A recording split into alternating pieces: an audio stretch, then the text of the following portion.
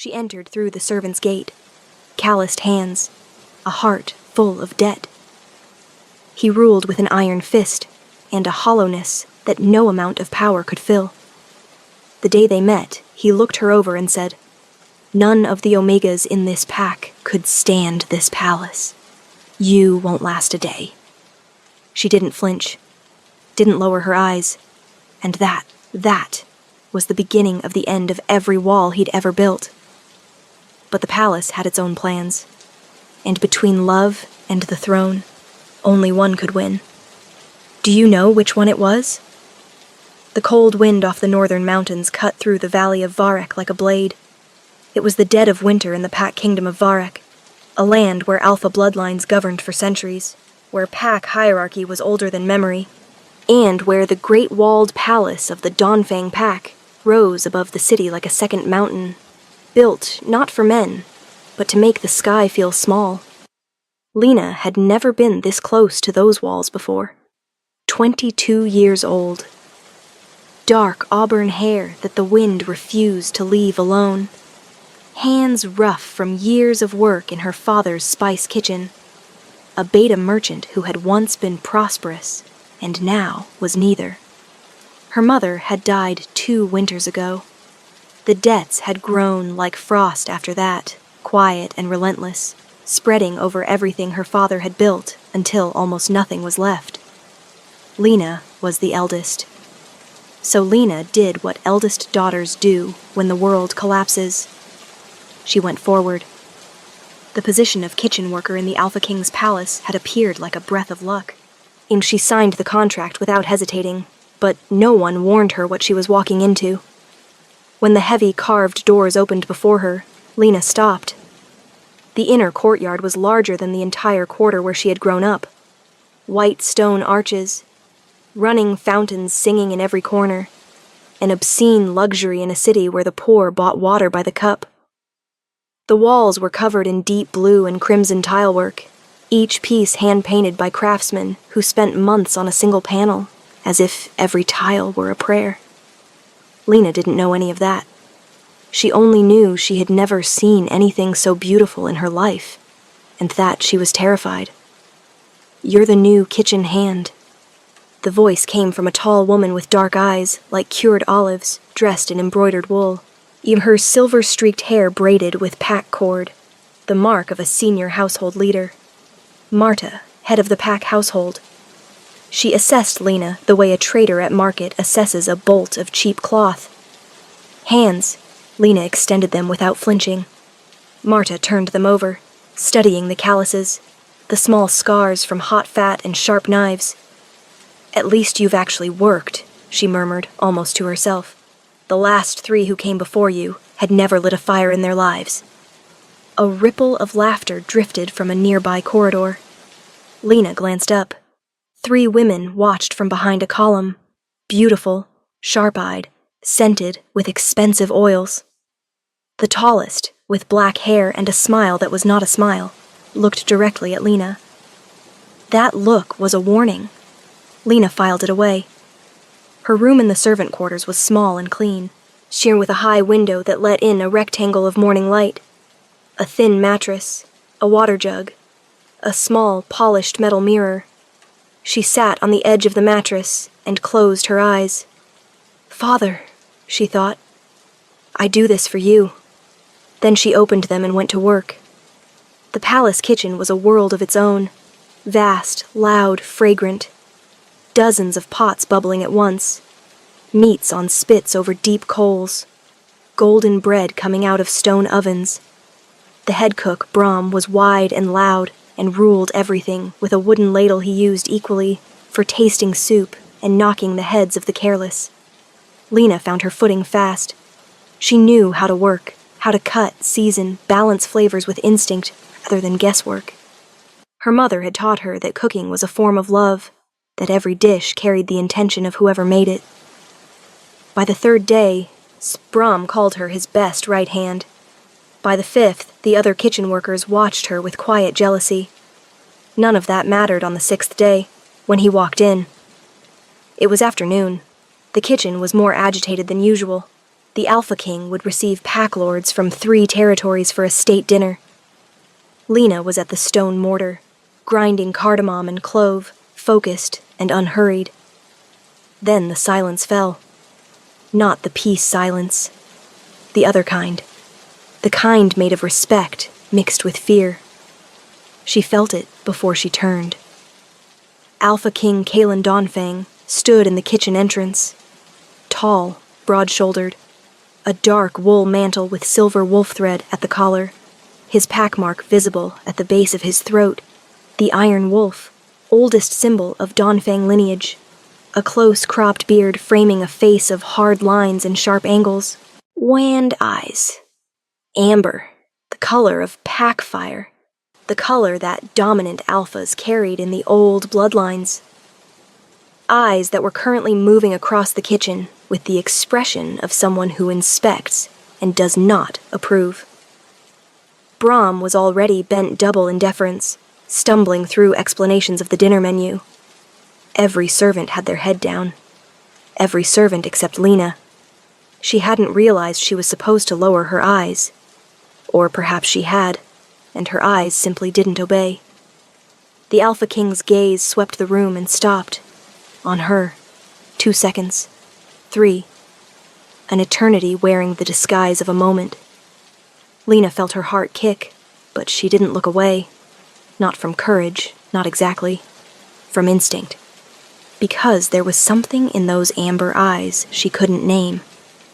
Something that wasn't just authority. Not just coldness. Loneliness.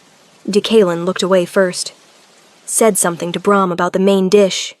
Turned and left. The kitchen noise rushed back like a wave. Brahm straightened and stared at Lena with the eyes of a man who has just watched someone survive a fall from a great height. "Girl," he whispered. You held his gaze. Lena turned back to the mortar. Someone had to. That night, in the Omega quarters of the Pack household, the black-haired woman, Silra, the king's current favorite, heard the report from her attendant. The new kitchen hand. The look she hadn't broken. Silra sat before her mirror, lining her eyes with practiced calm. "Every day?" she said without changing her rhythm. "Yes, my lady." The hand paused, just for a moment.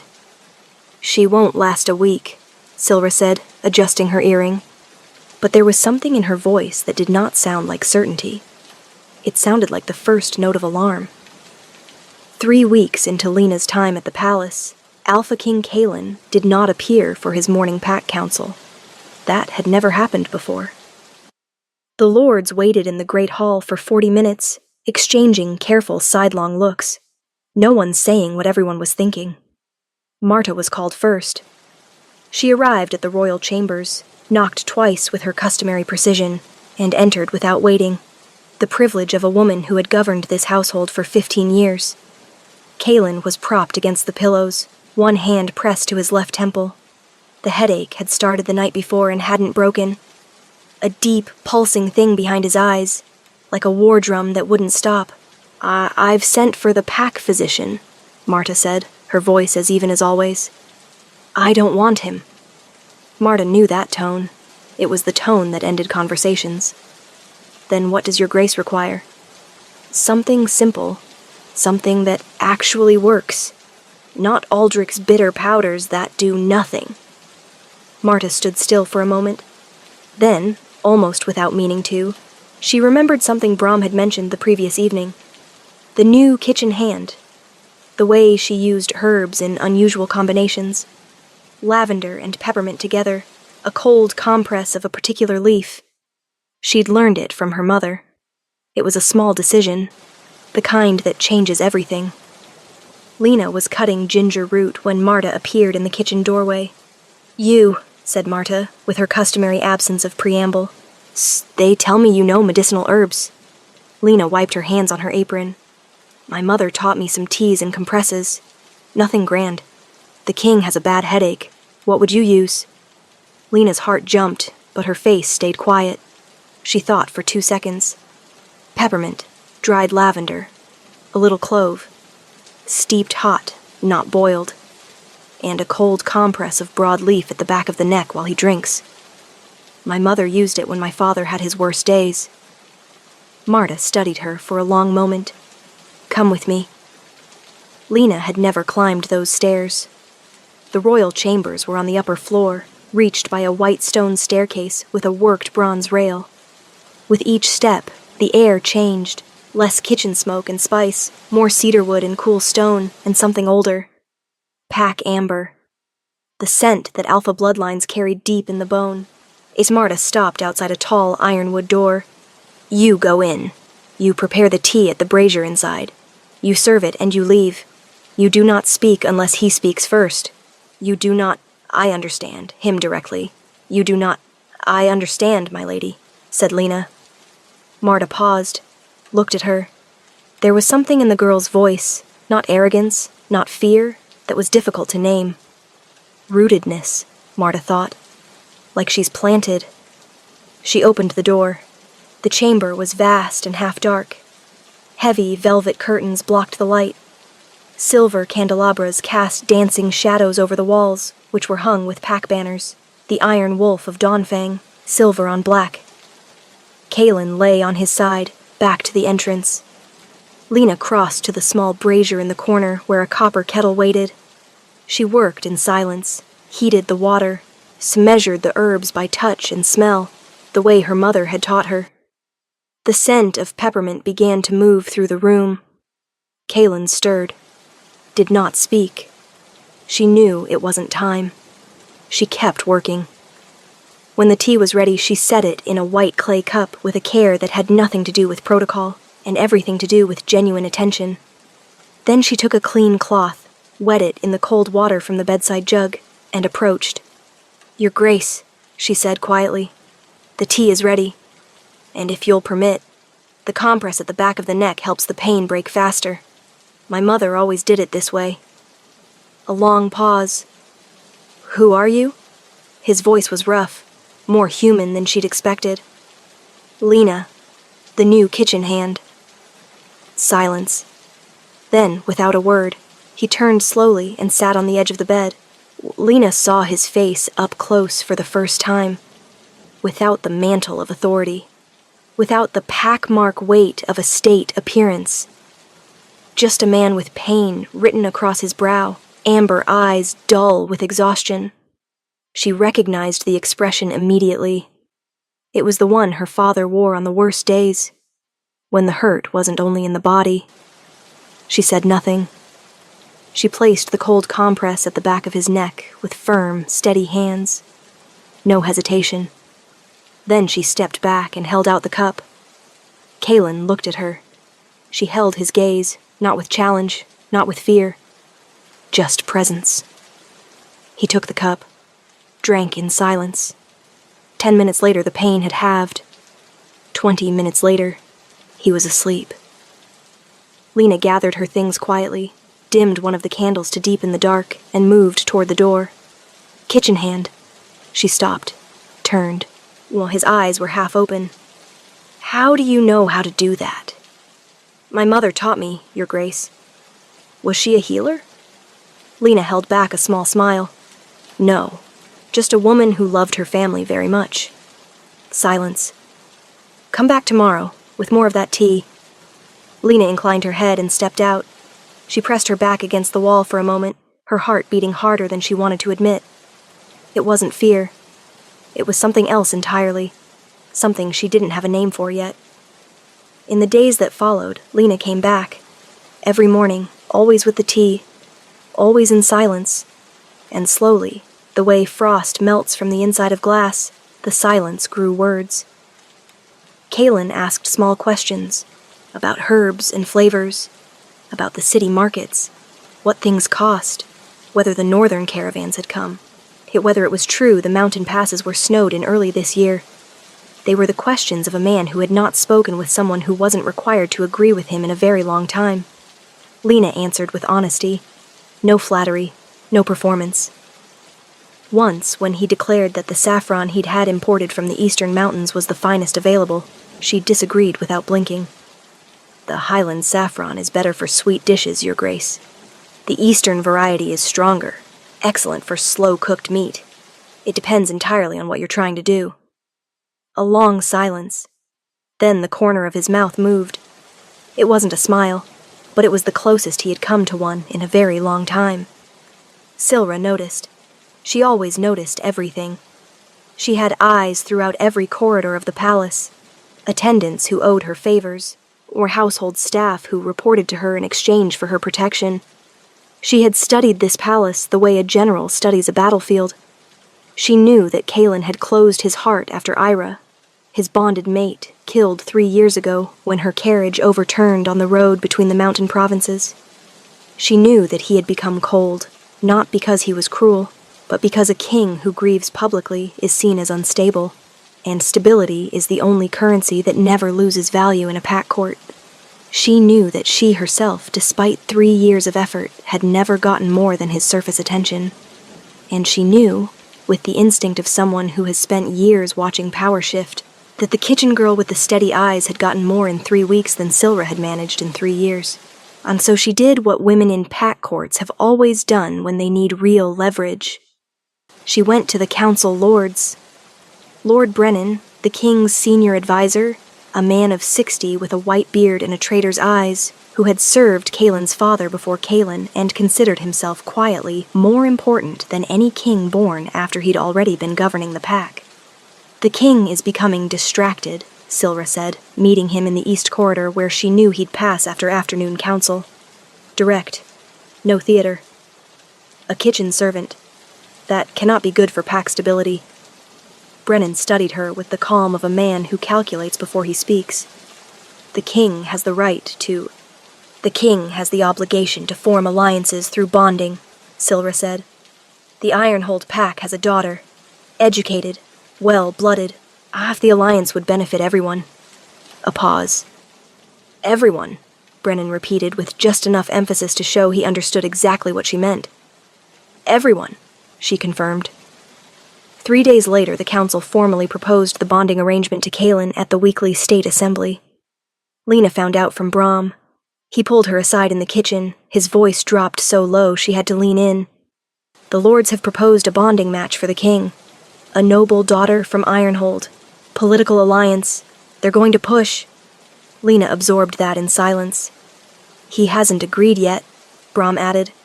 "But Lena," he hesitated. "You understand what's happening here, don't you?" She understood. She had understood from the beginning that the palace had its own laws. Older than any feeling, stronger than any warmth shared in a candlelit room. She went back to her room that night with a new weight in her chest. Sat on the edge of the mattress for a long time. Thought about her father at home. About the debts not yet settled. About the way Cailan had laughed, briefly surprised at himself, entirely real, on an afternoon when she'd disagreed with him about spice. And she thought about leaving. It would be simpler. She was a kitchen hand. He was an alpha king. The world had built that distance with centuries of careful work. Then came the night Silra went too far. Lena was descending the servants' staircase when she heard voices from a side chamber, the door slightly ajar. She stopped.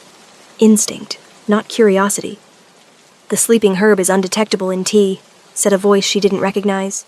"That's not what I want," said Silra's voice, flat as winter stone. "I want something that makes her seem unstable, erratic. A kitchen worker who has lost her mind cannot remain in the palace." Lena stood in the dark corridor. Didn't breathe. Every heartbeat sounded like a war drum. Then footsteps moved toward the door. She went. Not to her room. Not to the kitchen. She went directly to the royal chambers. No summons. No tea. No protocol. She knocked with a firm hand. The corridor guard stared at her in disbelief.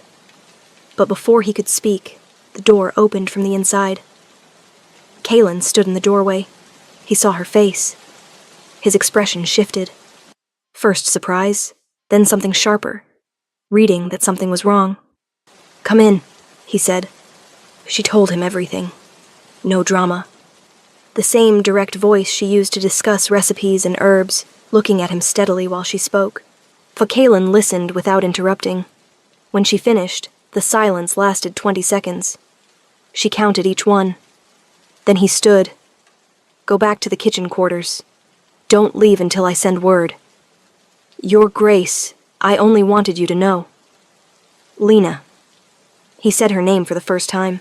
She went still. "I heard you." His voice was quiet, but there was something in it that was completely different from the coldness she'd found on the first day.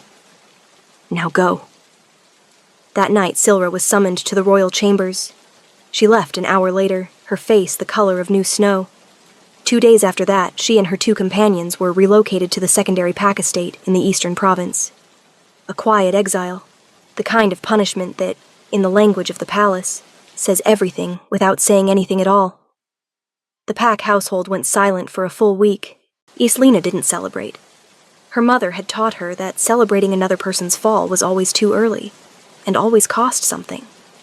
When Kaelin summoned her that afternoon, he was standing at the window as he always did, looking out over the wolf runs below, the mountains beyond, the pale winter sky. He turned when he heard her steps, and she saw in his face something that hadn't been there before.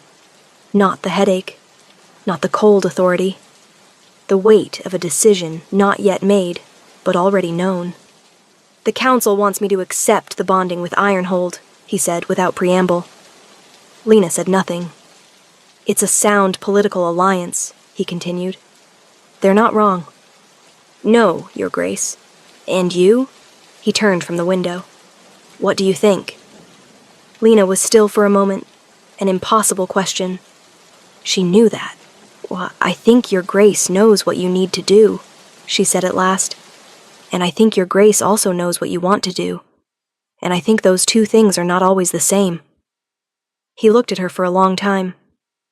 "You never make it easy," he said, with that almost smile that had become the most precious thing she knew. "That was never what you needed, Your Grace." The silence between them held one long breath, and in it lived everything that had not yet been said. Spring arrived in Varek without warning, the way it always did. The palace courtyards filled with white blossoms overnight. The fountains ran again. The wolf runs greened. And Kaelin made his decision. He had lain awake with it through the last weeks of winter, weighing the Ironhold alliance, the council's expectations, the long tradition of his bloodline, marrying for political gain. He had thought about Ira, about the promise he'd made himself in the months after losing her, that he would never again give anyone the power to break him the way her death had. And he had thought about Lena, about a look that didn't break, about steady hands placing a cold compress with the care of someone who actually noticed whether you were suffering, about the afternoon she'd disagreed with him about Saffron and he'd laughed, a real laugh, short and surprised and entirely his own, for the first time in 3 years. On the morning he decided, Kaelin called the full council. Lord Brennan arrived with the satisfied expression of a man expecting confirmation of the Ironhold match. He settled into his seat and arranged his expression for gracious agreement. Kaelin entered, sat, filled the room the way he always did, shoulders open, gaze direct, authority occupying the space before any word was spoken. "There will be no bonding with Ironhold," he said, the same voice he would use to announce a military order. Silence. Brennan opened his mouth. "Your Grace, the Alliance—" "There will be no bonding with Ironhold," Kaelin said again, slightly quieter, and that slight drop in volume was the only warning he ever gave before a decision became final. Brennan closed his mouth. "There is a woman in this palace," Kaelin continued, "who came through the servants' gate carrying cardamom and her father's debts. In less than a month, she made me remember that I was still a human being." A pause. "That is worth more than any political alliance." The great hall was absolutely still. So then the Alpha King said the last thing that needed to be said. "Prepare the bonding contract." In the old pack law, the bonding contract was the sacred union, legal, spiritual, and wolf bond together. The law permitted a free alpha to bond with a woman of any origin, provided there was mutual consent and the proper bond gift, a sum given by the king to the bride, her permanent and protected property. It had happened before, rarely, but it had happened. A woman of no title, no lineage, made a bonded queen by the choice of a king who had decided that the soul in front of him mattered more than the name. Lena found out from Brom. He walked into the kitchen with an expression she had never seen on that generally red-faced and shouting face, something between amazement and a sheepish kind of joy, the look of someone witnessing something they didn't expect to believe, but do. "Lena," he said, his voice catching slightly, "the king has summoned you, and it's not for tea." She set down her knife, breathed in, went. Kaelin was in the central courtyard when she arrived, the one she had first seen on that terrifying morning, which now with the blossom trees in bloom looked like something impossible, a painting rather than a real place. He turned when he heard her steps, and for the first time since she had known him, Lena saw something in his face that had not been there before. Not authority, not cold. Peace.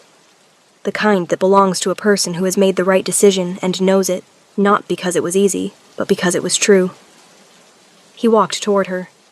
"I could tell you it's a practical decision," he said. "That you're capable, that you know medicine, that the pack needs a queen with her feet on the ground." Lena waited.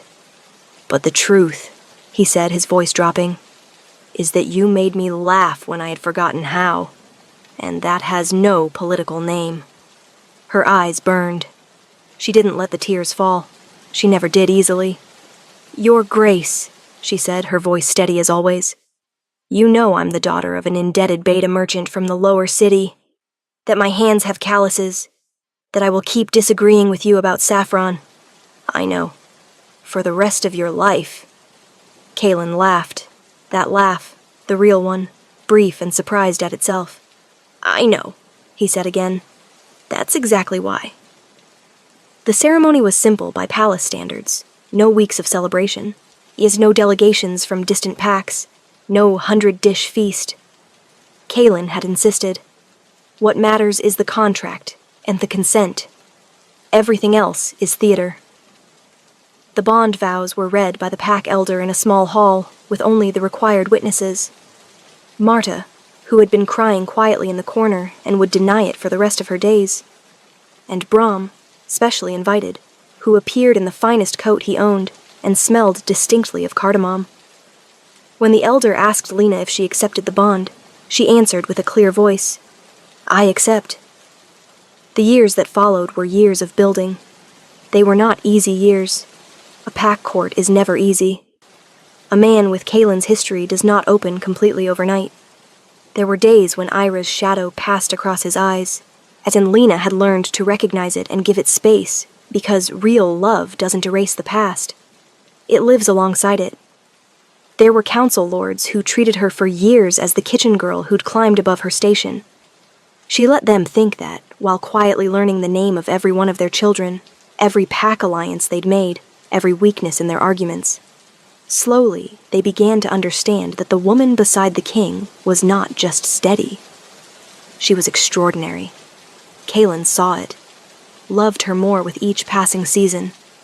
Children came. A son first, Rowan, with amber eyes identical to his father's, and his mother's unshakable calm. When Kaelin held him for the first time, he went quiet for so long that Lena reached out and touched his arm.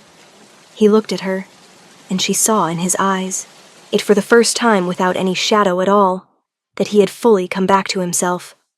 Then a daughter, Nell, brown-haired and opinionated, who by age 3 was arguing with the household staff and would, everyone agreed, be entirely ungovernable. Kaelin watched her with a mixture of despair and pride that Lena found the funniest thing in the world. There was a scene that repeated itself many times across those years. Kaelin arriving at the end of a long day, exhausted from councils and decisions, and the weight of governing a pack kingdom that never stopped needing something, and finding Lena in the palace kitchen. She had never fully stopped cooking. Not because she was required to. She was the bonded queen. She could have never touched a pot again. But cooking had been the first language she'd learned to care for people with. She saw no reason to change languages just because the address had changed. Kaelin would sit on the bench Brom had installed beside the work table, installed after the 3rd time the Alpha King had appeared in the kitchen without ceremony, and stayed without explanation, and he would sit without words, sometimes just present, and Lena would cook, and the scent of cardamom and peppermint, of ginger and clove, would fill the kitchen the way it had on that first day, when two strangers met over a stone mortar, and something invisible decided they would not remain strangers for long. There is an old saying in the Packlands, love grows by the root, not the surface. Not through beauty or wealth or bloodline, through the root. Yelena had arrived at the Dawnfang Palace as a frightened young woman carrying herbs and her father's debts and hands calloused by a life that didn't wait for anyone. And she had stayed. Not because the king commanded it, not because the palace convinced her, but because she had found in a broken man armored in coldness and grief the same thing he had found in her. Someone who saw past what was shown. Someone who stayed. And when their grandchildren would one day ask how the story had begun, Lena would smile, that smile the years had given her, rooted and whole, and say, with a cup of peppermint tea, and a man who had forgotten how to ask for help. And Kalen, beside her, would pretend he hadn't heard, but the corner of his mouth would move. The same smile as always. Real. Completely real. This is why we tell stories. To remind ourselves that love doesn't choose a title or a bloodline. It chooses a soul. If this story reached something in you, share it. Let it travel further than it came.